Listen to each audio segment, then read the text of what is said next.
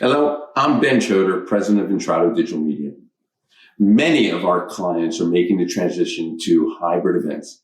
And as we like to say here at Intrado Digital Media, the future is faces in two places. As a speaker, you have to be able to engage with your virtual audience as effectively as you engage with your in-person audience. But you're probably asking yourself, how do I do that? I'm going to share with you 5 tips to help you engage with both your in-person audience and your digital audience. So here's the first one. When you come on stage, make sure your greetings are addressed to both your digital audience and your in-person audience. So make sure you recognize the physical audience, recognize the digital audience. You want to make your digital audience feel like they're in the room with you. They're not just voyeuring the event. 2, address your virtual audience while speaking by looking directly into a designated camera.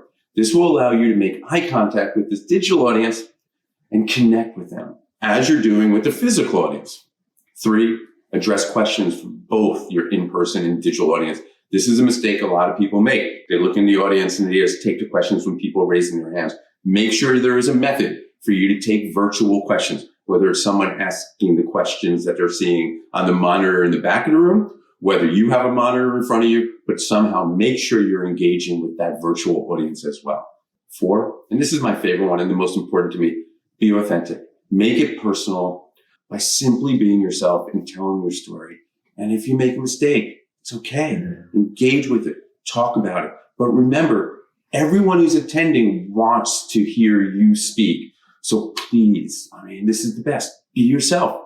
And here's one that not the easiest to do is practice, practice, practice. Some people say you should practice your script 7 times.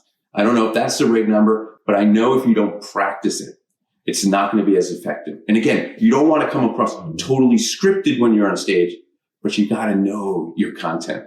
This will help you become more comfortable when you're on stage as well, to know where your cameras are, also know where your cameras are.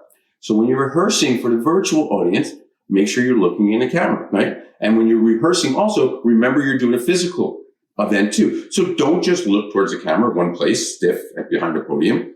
Look around, engage, eye contact with the audience, eye contact with the virtual audience, and then practice this in front of peers and friends and family, just to get their feedback to see if you're natural, if you're moving too much. I have a tendency of using my hands too much, so I sometimes concentrate on just, facial expressions and looking into the audience. I hope these tips help you for your next event. The future is faces in two places.